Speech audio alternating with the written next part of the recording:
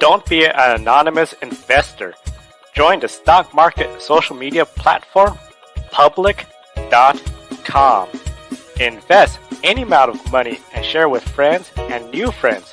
Discover new opportunities such as new companies and potential business partners and useful tools for beginners, and share your experience with friends on public.com. Link in the video description gets you $5 for being a Grid Network viewer. Use the referral code GRIDnet for your free $5 to invest. Start investing and networking on public.com.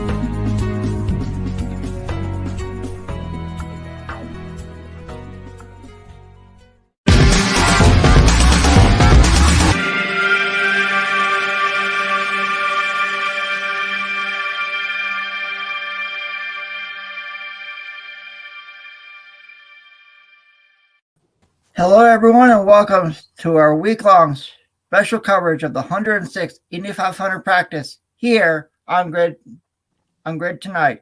Night 3 or 4 of your weekly motorsports news coverage. I'm Adam Lemeries, and with me is Joshua Birch, Kobe Lameth from the Podium Finish, and Ben Schneider, who will only be joining us on our first segment tonight.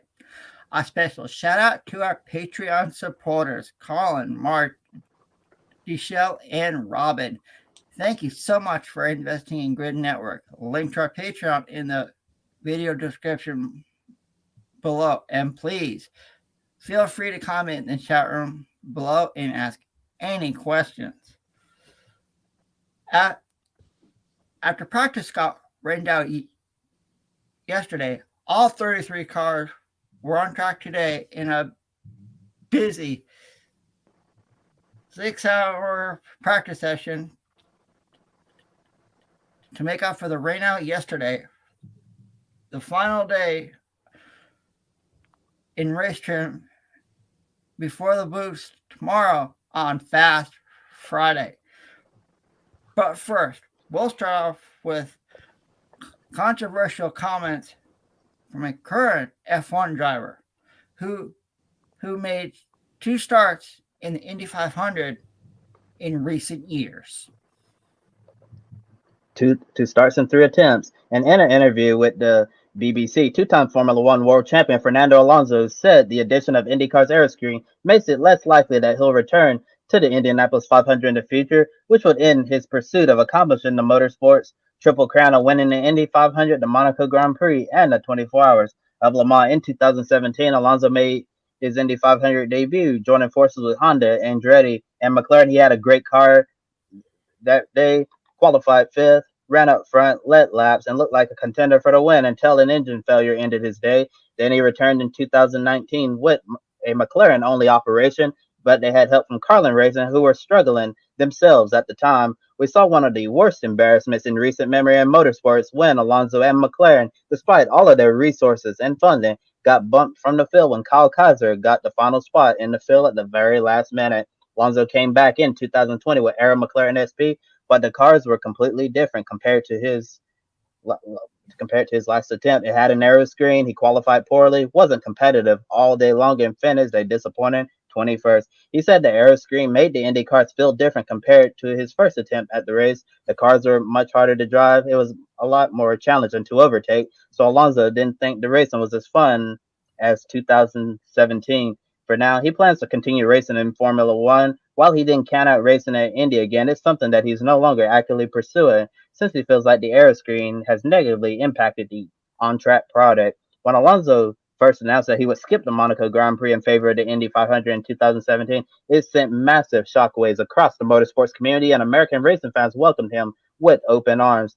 After he climbed out of his car in 2017 following the blown engine, the fans all around the Indianapolis Motor Speedway gave him a large standing ovation because they respected him for what he did. Yes, he has a point about the on-track product changing. They had different aero kits in 2017 when we saw a lot of slingshots and many lead changes. Then when IndyCar switched to new era in 2018, it hurt the racing at IMS that year. And the IndyCar did their homework, came back with a better race the very next year in 2019. That exciting finish between Simon Pagenaud and Alexander Rossi. And then in 2020, the first Indy 500 with the Aeroscreen, Alonso's last IndyCar race. The racing, once again, it wasn't good at all. But IndyCar did their homework again.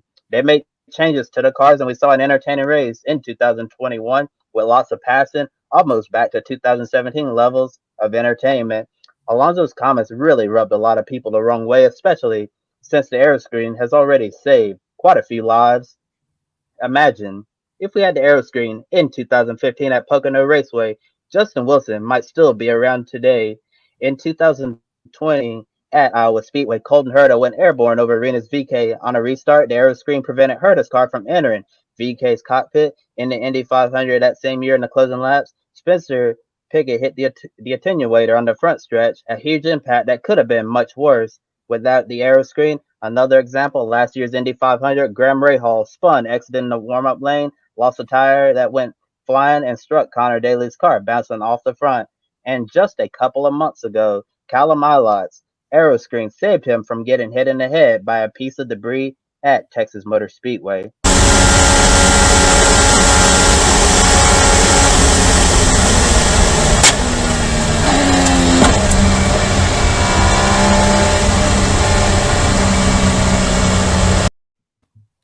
Video courtesy of IndyCar. When you see the Aeroscreen doing this job like that, it's exactly why there's been a lot of pushback against Fernando Alonso's comments. And without the Aeroscreen, there's a chance that Callum Ilott would have suffered a head injury at Texas or something much worse. And starting with you, Ben, after watching that scary video, what's your take on Alonso's comments that a return to the Indy 500 is unlikely just because of the Aeroscreen? Well, there's no sugarcoating it. They're asinine. They're absolutely crazy, and that video is all the proof you need. I want to take a step back from the Aeroscreen in the comments, though, just to focus on something else before I get into really answering the question here. Fernando Alonso clearly was never serious about the Indy 500. Can we just make that clear, get that out of the way? Yep. He had a great run in his debut in 2017, but if you listen to Alexander Rossi, actually his teammate at the time, he was just on Formula One's Beyond the Grid podcast, and he made it clear that, give Fernando Alonso all the credit in the world. He did a great job picking up the series and learning the car super quickly, but the Andretti Honda-powered cars that year were pretty much OP. They won the race with Takuma Sato. They won the race the previous year with Rossi. Had Rossi run out of fuel, Carlos Munoz would have been right there to clean it up and win the race for Andretti anyway. They had a lot of power in those cars, and that played no small role in allowing Alonso to have as good of a run as he had. So it was almost too good to be true for him in his debut race. Goes back to McLaren with a new Renault power unit, has a slightly better F1 season. And then in 2019, he comes back. We all know what happened then. It was an absolute embarrassment for McLaren. They were humiliated. They should have been humiliated. It was up there with Penske in 95, with Andretti in 2011. It was one of the biggest failures for a global motorsports giant, as Lee Diffie put it, to be bumped out of the Indy 500 by Juncos Racing of all teams. And take no credit away from them. They did a phenomenal job getting their road course backup car ready and suited to the oval spec in order to do that. But it is still a situation that McLaren and Alonso never should have been in. 2020, he comes back. He runs, I think he said it was 21st Kobe. He's just kind of mediocre. He's there. He's not really being talked about. The Triple Crown was always on offer, but we never really viewed him as a major storyline or a major contender. I think I saw some people on social media today even saying that they forgot that he came back. It was a very forgettable run after the DNQ, which everybody remembers, of course. And now he's back in Formula One, and he's with an Alpine team that is on their best day, the class of the midfield. He's not going to win a third world championship over there. I don't know why, if he were serious about the Triple Crown, if he were serious about the Indy 500, he'd be back in Formula One at the age of 40 years old when he has nothing left to prove there. He's a two-time world champion. And for all the controversy of Oscar Piastri not having a seat on the F1 grid this year, the reigning F2 champion who dominated his way to a championship last year, there's no excuse for him not to be on the grid. He's the reserve driver at Alpine. So if you want to talk about why Piastri isn't on the grid this season in 2022, you look at the Alpine team themselves, who's taking up one of those Alpine seats? It's Fernando Alonso, a guy who you could argue has maybe overstayed his welcome in Formula One. And for reasons, spanning the entire motorsports community, it would be so incredible for him to win the Triple Crown. What's he doing in Formula One when he could be back here in IndyCar running a full season, running the Indianapolis 500, getting ready for the race to prepare for the race by running the full season in the full series? So I have some problems with Fernando Alonso from the get-go in terms of where he is in his career right now. And then he makes these comments. And like I said, the comments, there's no sugarcoating it. It is pure insanity to blame the Aeroscreen for why you don't want to come back. The Aeroscreen is the single greatest safety innovation of the last decade. It's up there with the safer barrier. It's up there with the Hans device. This was the last major safety innovation that needed to happen in the world of open wheel racing. The Halo in Formula One, the Aeroscreen in IndyCar, it has already paid for itself. It has already saved lives. And Kobe, you brought up the late, great Justin Wilson. Stephen Wilson is in the Indianapolis 500 this year. I wonder what Stephen Wilson thinks of Fernando Alonso's comments today, knowing that if the Aeroscreen had been on Justin Wilson's car, there's a good chance he'd still be with us today. What does Roman Grosjean think of Fernando Alonso's comments, knowing that the Halo saved his life in Bahrain in 2020 when he had that massive accident? And I think we really have to drive the point home for people here. We've been talking on this show all week about Jimmy Johnson, how strong he looks, the fact that he's in IndyCar. It's a surreal experience for all of us as fans who get to watch it. It's great for motorsports fans across the world to see a 7-time NASCAR champion going for something that only Foyt and Andretti have done, trying to win the Indy 500 on top of the Daytona 500. Jimmy Johnson would not be in the race this year. He might not even be in the series to begin with if the Aeroscreen were not on these cars.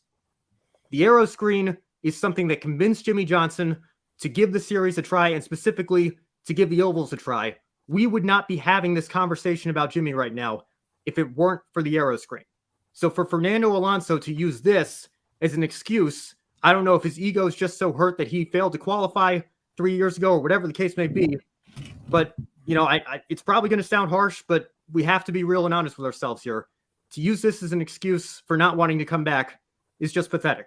There's no other way to put it. Thank you, and thank you for everything you said, Ben, because I agree with everything you said.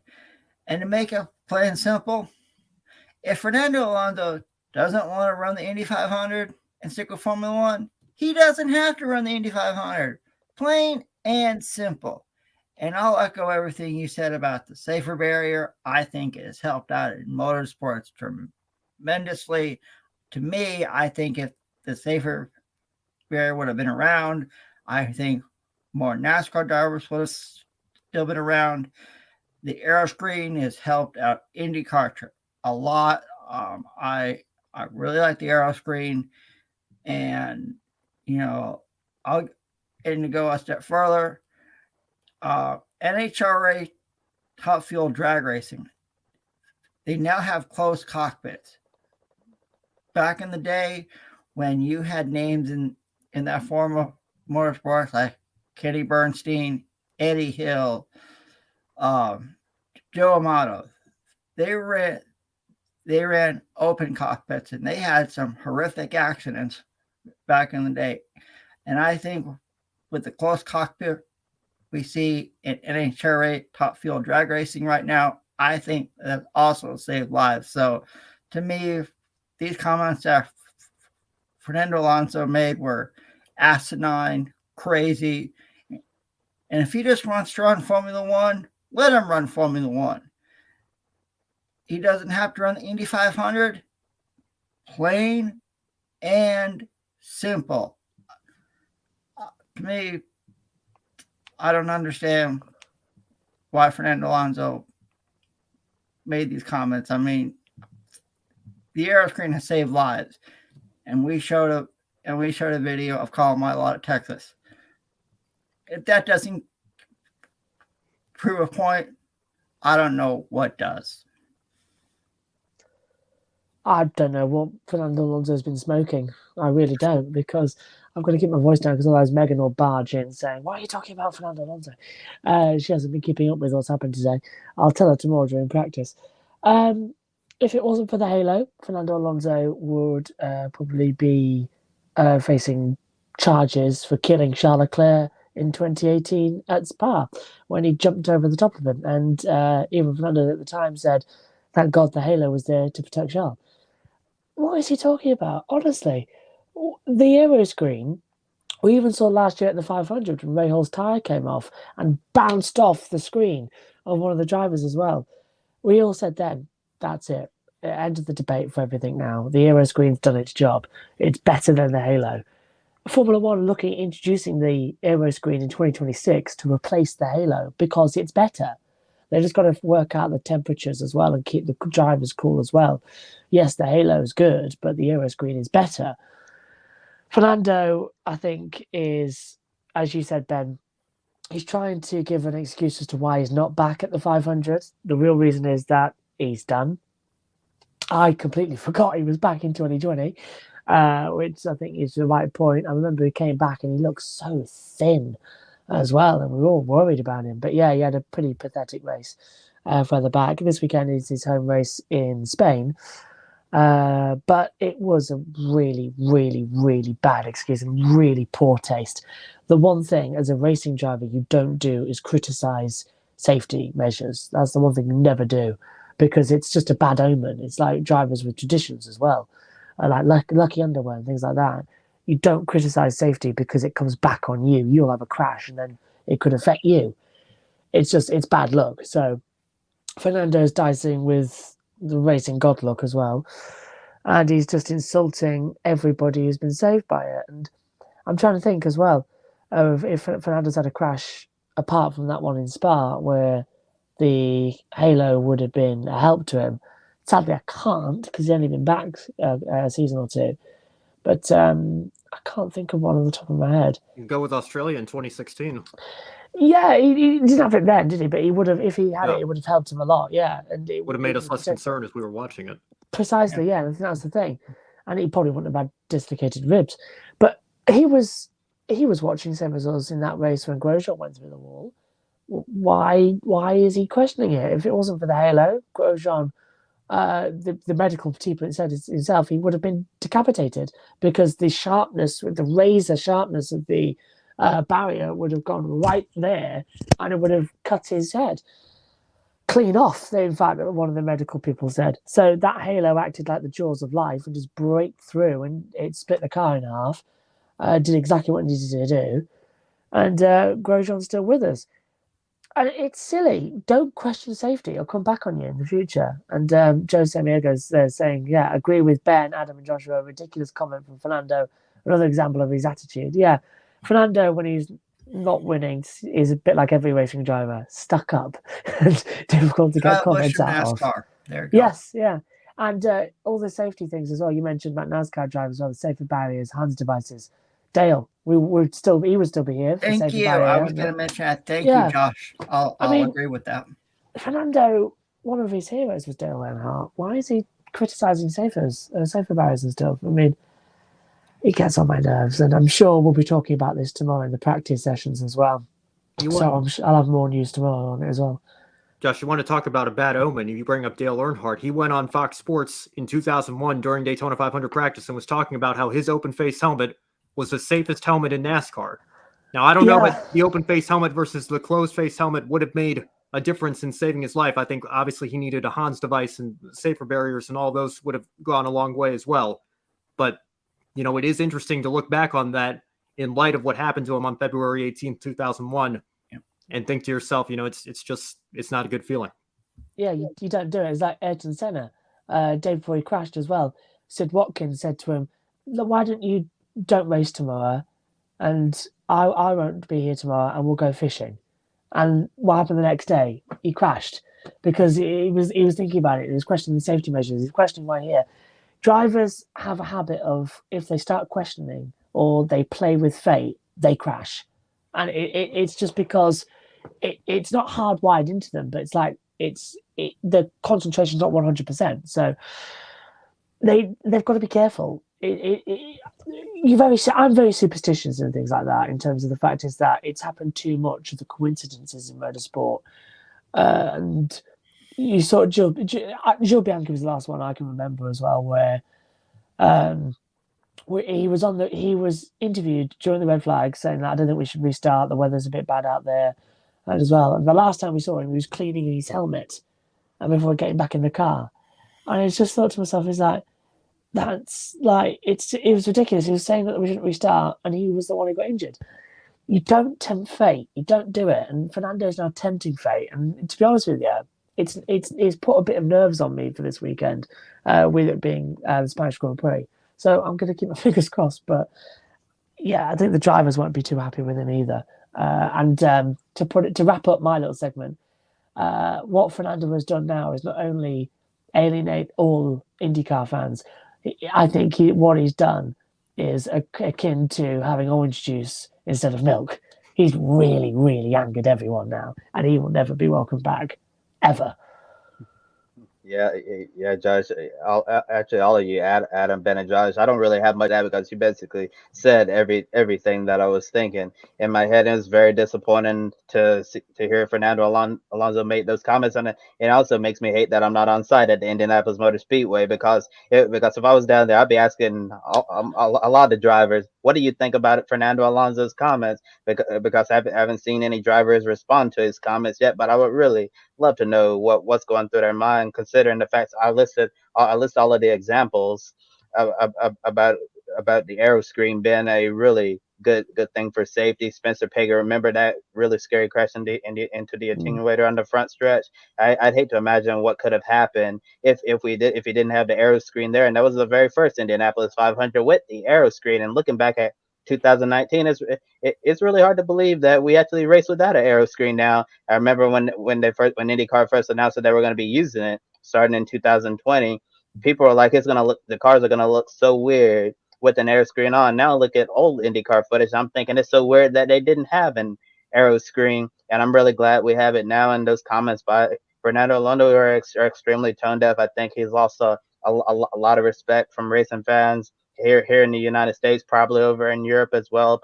Probably lost respect from IndyCar drivers as well. And with that said, we'll close the segment. And Ben, I understand that you have to get going soon. I want to thank you for joining us tonight. I'm sure we're going to see you again on our programming later on this weekend. No problem, Kobe. I'll be on the Grid Live pre-race show on Saturday and helping you guys out with the coverage as the week continues. So thanks for having me again. Thank you, Ben. We'll see you next time. And moving on to our next segment. During one of the camera shots today on Peacock, we saw Jimmy Johnson, Tony Kanaan, and Scott Pruitt chatting. TK definitely knows his way around the Speedway. The 2013 Indy 500 champion, Scott Pruitt, is a Ganassi legend himself with a successful racing career across multiple disciplines. He's been very helpful to Johnson's IndyCar campaign. We even saw Scott Dixon there at the camera shot. So all of those drivers right there who have a lot of accomplishments all across motorsports. And we've been talking about Johnson's strong start all week long, but we haven't talked about his support system yet. How helpful is it for him to have Kanaan, Dixon, Pruitt, and don't forget Dario Franchitti on the box to lean on ahead of his Indy 500 debut? Oh, immensely supportive, and I think Jimmy Johnson's been the one big surprise from this first 4 practice sessions. Well, technically 3, but still, he's been right up there, always in the top 5.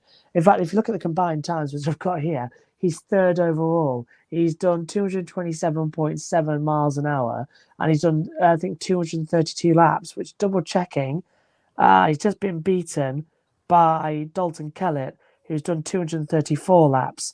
But still, he's 2nd overall on the overall lap times completed at the Brickyard. That is insane. So Jimmy Johnson, I think, is definitely now within a shout to win the 500. And I think if he does it, the entire IndyCar and NASCAR is going to erupt. In fact, forget it. The entire of America is going to erupt that he's done it. And I think it would actually do some good in bridging the gap between IndyCar and NASCAR. And I think that would be fantastic. And if we're very, very lucky, it might lead us to having a race at Daytona for IndyCars as well. I think that would be amazing. I mean, if NASCAR can have one at the Brickyard, why can't IndyCar have one at Daytona? Come on, that'd be cool. On the road course, not on the oval. Oh, sport. Oh, okay. All right, Josh. But I think having those names in Jimmy Johnson's ear has helped him out a lot, a whole lot.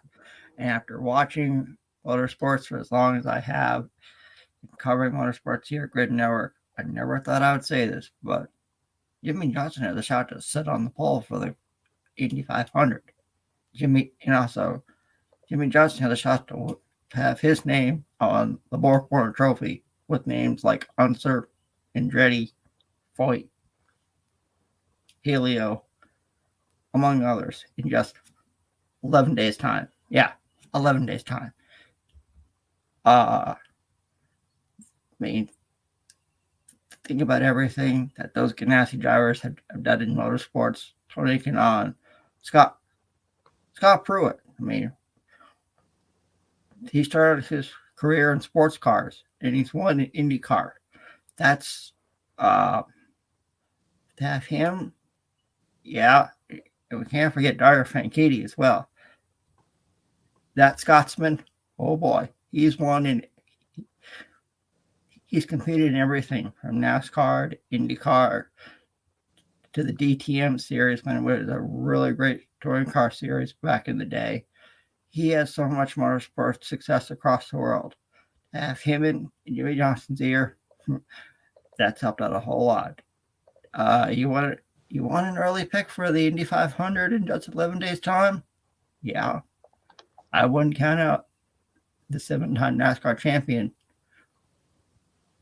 pouring milk on top of his head in 11 days' time. And it's been such a long time since Jimmy Johnson has gone to victory lane. I believe the last time Jimmy went to victory lane, I just graduated high school as a senior, and I've gone through 4 years of college and 1 entire year out of college, and I'm 23 years old now. So the last time Jimmy Johnson won, I was 18 years old, and now I'm 23. So it's been a really long time since he's won, and you know the fire is still there in his heart, and Jimmy wants to get a win. And imagine if his next racing victory is the 106 Indianapolis 500. That would be a really special story to accomplish something that only two other racing drivers have done. Potentially joining the likes of Mario Andretti and AJ Foyt to win the Indianapolis 500 and the Daytona 500. That would be a massive story in the motorsports world if Jimmy Johnson is able to pull it off. And also think in some ways his NASCAR experience, all his success on ovals in his years in NASCAR has really helped him out a lot. That's why at Texas Motor Speedway he ran extremely well. We already talked about this week, battling his teammate Scott Dixon for a top 5 at Texas, and he looked like he was extremely comfortable in the car, and he's looked comfortable so far this week. And he hasn't put a wheel wrong, although he got really close to the wall one time earlier today, and that was about the only thing I saw today that he did wrong. He was making overtakes. He's really learning the style of racing on the IMS oval, and he was getting past as well, clawing his way back up through the line of cars that he was racing with today in practice. And I just think that it seemed like all the stars could be aligning for a special Sunday on Memorial Day weekend, and maybe Jimmy Johnson will join Mario Andretti and AJ Foyt on such a short, iconic list. And speaking of Chip Ganassi racing, a bit of news dropped earlier this week, first reported by Marshall Perret from Racer.com, and later confirmed by Ryan Hunter-Reay publicly on social media. So RHR signed with Chip Ganassi Racing. He'll be helping develop a new Cadillac LMDH prototype that'll compete in IMSA's GTP class next year. He'll also be a reserve driver for Ganassi's IMSA and IndyCar programs in case the team needs a replacement driver. And having a reserve driver, especially like Hunter-Reay, could be extremely important. We all understand the real dangers of oval racing and the speeds at IMS, so there is the potential. We hope it doesn't happen, but a driver could get hurt in a crash between now and the race on May 29th. It happened in 2017 to Sebastian Bourdais. It looked like he was going to be fast enough to win the pole for the Indy 500, but had a nasty crash in qualifying, suffered injuries, and he was forced to sit on the sideline for quite a while. Dale Corden Racing had James Davison replace Bourdais in the race. Typically, we'll see drivers with IndyCar experience hanging out around the track with their helmets just in case there's an unexpected last-minute race seat that opens up. Plus, COVID cases are rising again in the United States, and a driver testing positive right before race day could mean we won't get to see them compete. Considering all of those circumstances, is it a smart idea to have Hunter Ray on standby, and should more IndyCar teams think about signing reserve drivers like we see in Formula One? Yeah. I think this is a smart move from Chip Ganassi Racing. Have somebody like Ryan Hunter-Reay on standby, and and we see in NASCAR, Ryan Preece is sort of a standby driver for Stewart Haas Racing if one of those drivers tests positive for COVID and has to sit out. So I think it is a really good idea to have someone like that, and I think there should be a lot more IndyCar drivers that should consider this. It's gonna be interesting to see going forward. If this does happen, and you mentioned Kobe, a lot of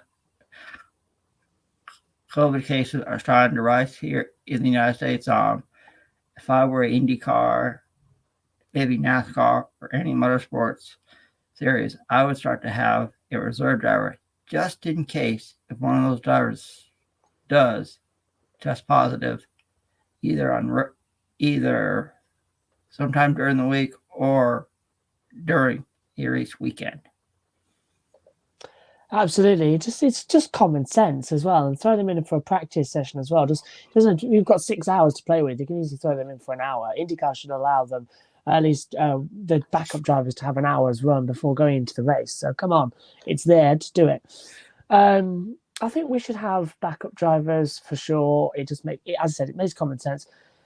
It takes the pressures off of the drivers ever so slightly, because they know if they're not riding the entire team's hopes on one person. If they make a mistake and get injured, yes, it's devastating for them, but they haven't let the team down because there's somebody else who can go in and help out and get the points as well. So it's like a driver's very much 50-50. 50%, oh no, I've missed out on my dream. Oh no, I've let all my team down as well on the other half. So at least it's only half the pain.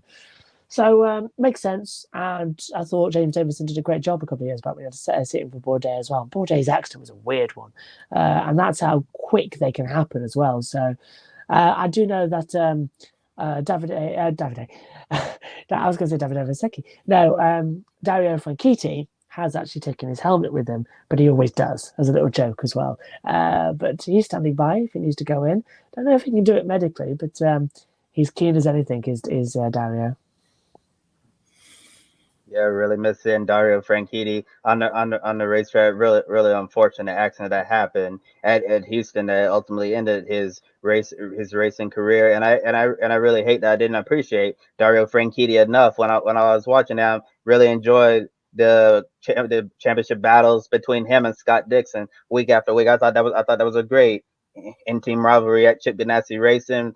Both of them were number one drivers, Dixon and Franchitti. Just seeing them swap back and forth was definitely quite a treat in the 2010s there in the IndyCar series, and for Chip Ganassi Racing to have a driver like Ryan Hunter-Reay on standby, I think that's the best reserve driver you can have. He's an IndyCar champion and an Indy 500 champion. He has a lot of experience under his belt, and obviously I don't wish any bad luck on any of the Chip Ganassi Racing drivers. But let's say if someone gets hurt in practice or qualifying, or if someone tests positive for COVID right before race day, look where Ryan Hunter-Reay is now. He's with Juncos Hollinger Racing as a mentor to Callum Ilott. If something happens and he needs to get in one of those 5 very fast Chip Ganassi Racing Hondas, he might go from being a mentor on the timing stand to having a chance to win the Indy 500 this year, because any one of those 5 Chip Ganassi Racing Hondas, they look capable of winning the 106 Indianapolis 500, and that would definitely be quite a turnaround for Ryan Hunter-Reay, thinking he's going to be helping a rookie, but he'll be out there in a really fast car, potentially capable of winning. But we all hope that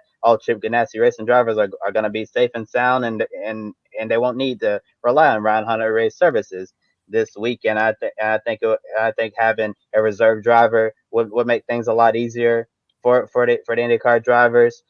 And well, and IndyCar teams as well. And Andretti Autosport, they have Formula E driver Oliver Askew. He's their reserve driver for IndyCar races. Should someone get hurt or test positive for COVID ahead of race day, Askew would step in for any one of the Andretti drivers. So and it will make it a lot easier instead of what Ray Hall, Letterman, Lanigan racing had to do when Jack Harvey wasn't cleared to race at Texas. They had to call and find Santino Ferrucci to get to the racetrack on last minute's notice. And I feel like a situation like that, trying to find a driver available, could have been avoided if they would have had a reserve driver right there at the track with them. And moving on, fastest today after 6 hours of practice, the same driver who was quickest on Tuesday afternoon, Takuma Sato, had the top speed on Tuesday with 227.519 miles per hour, followed by Scott Dixon.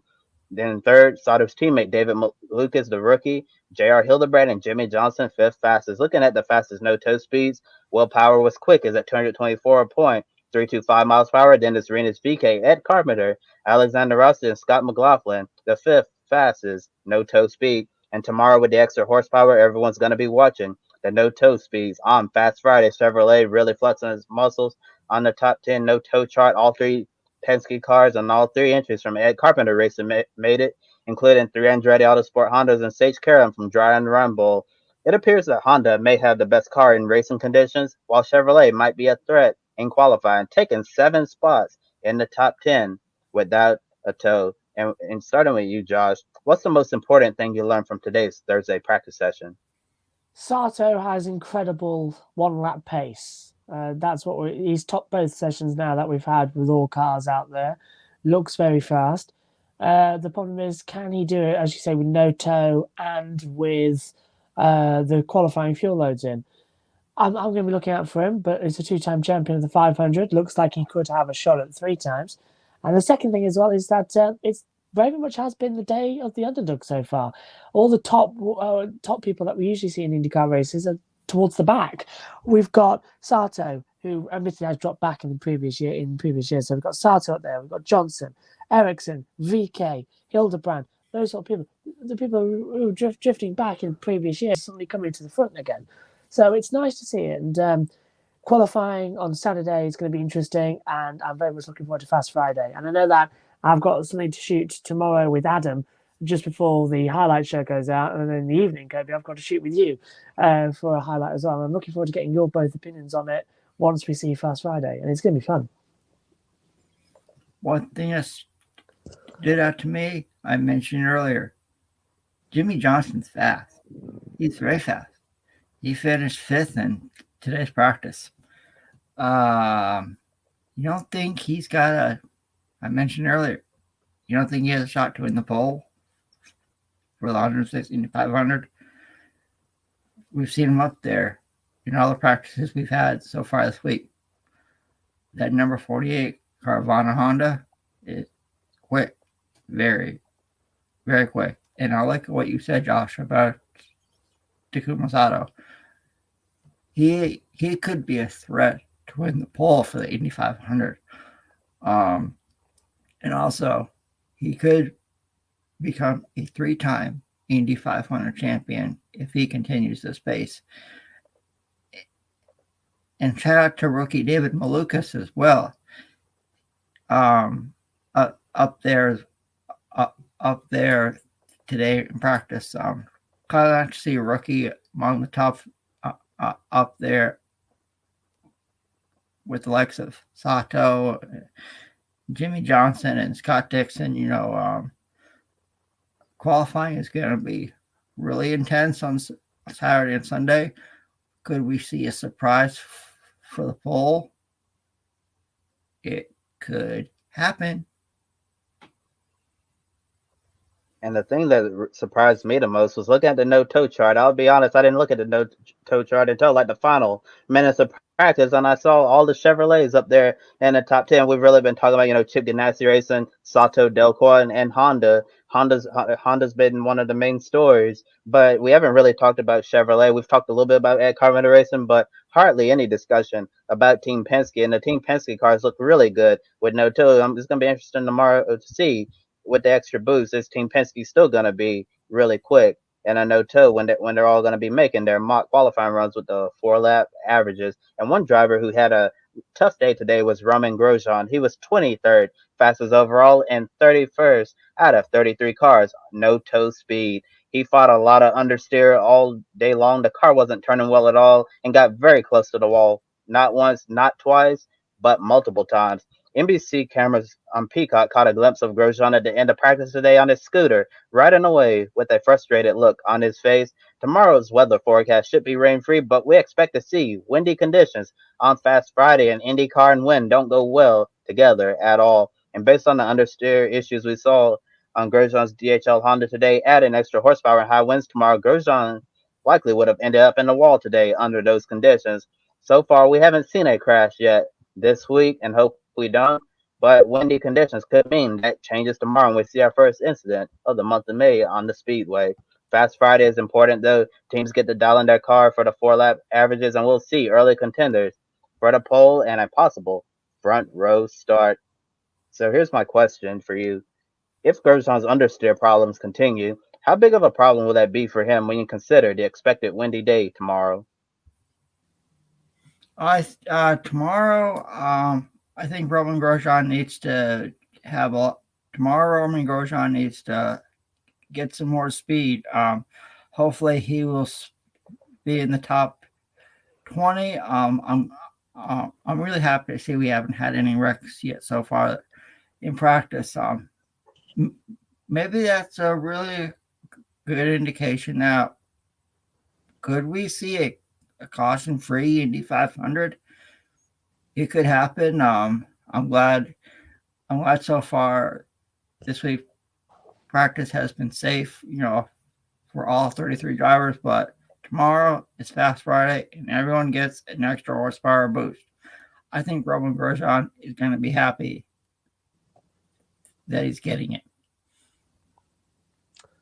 You've done it now.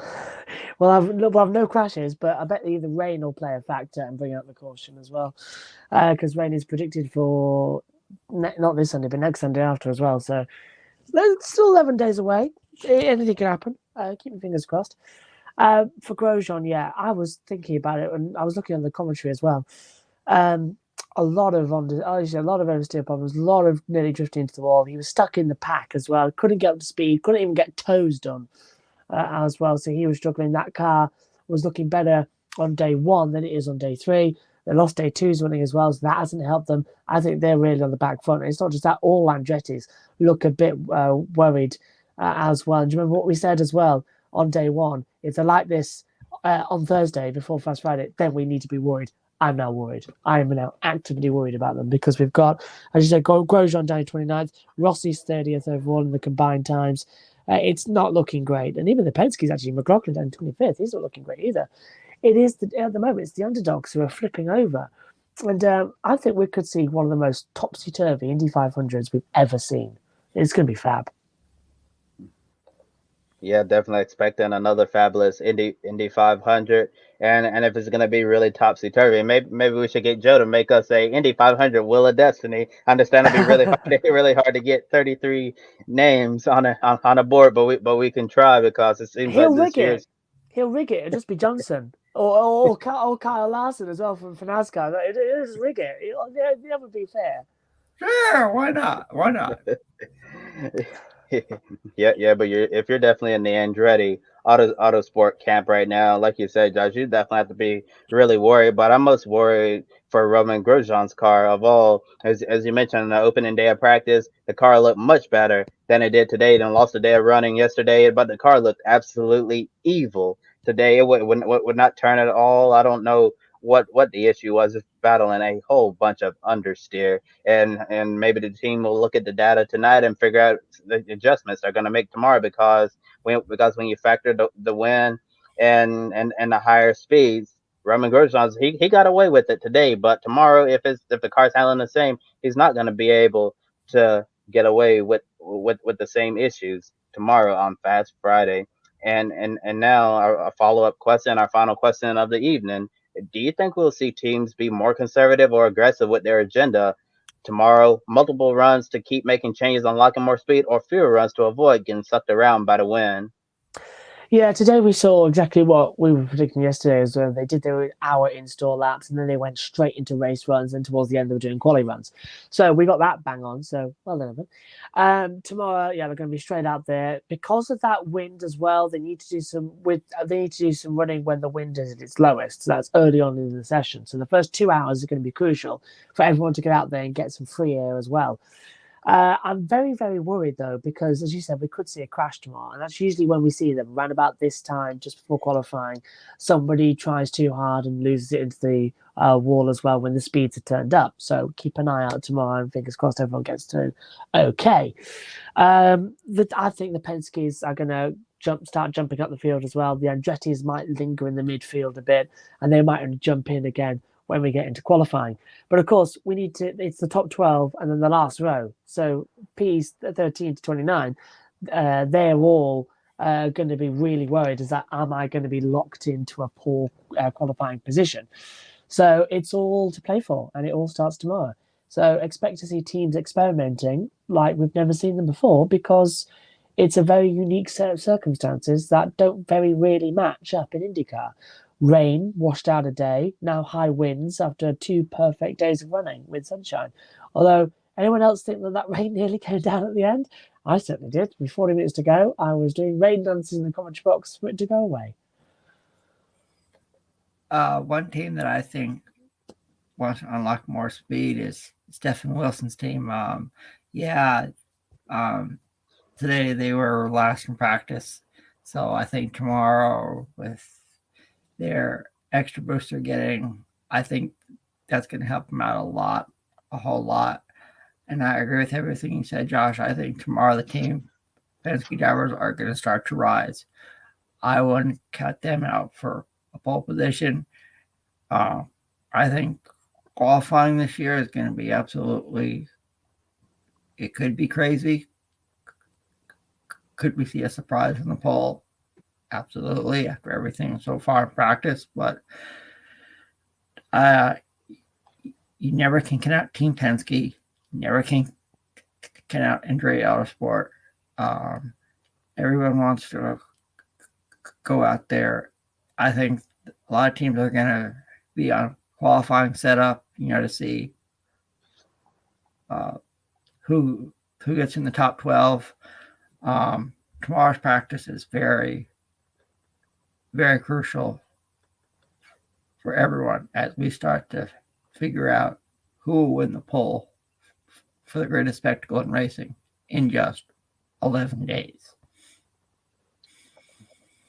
Yeah, tomorrow's gonna be a super interesting day, and when you add wind the equation, I'm wondering if the teams are gonna be checking the wind speeds, be like, when it's less windy, this is when we need to go out and make our 4-lap average, and then when the wind starts to pick up, let's bring the cars in and not run. I'm wondering if we're gonna see less running on Fast Friday tomorrow than we usually see because of the winds. Because as Josh was said, with the way with the IndyCar, it's gonna be really harder for the drivers at these higher speeds, trying to keep their foot in it, keep it off the wall. And when you add wind in the equation, we might very well see our very first accident of the month of May at the Indianapolis Motor Speedway. I wouldn't be surprised if it happens, but if I was one of the IndyCar teams, I'd certainly be I'd certainly be trying my best to try to watch the wind speeds, go out when I can, but when it gets way too windy,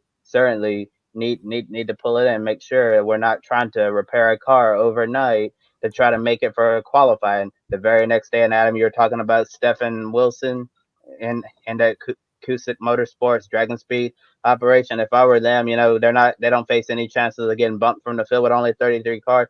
If I were them, I just mostly focus on my race setup and instead of qualifying, because teams still coming up to speed.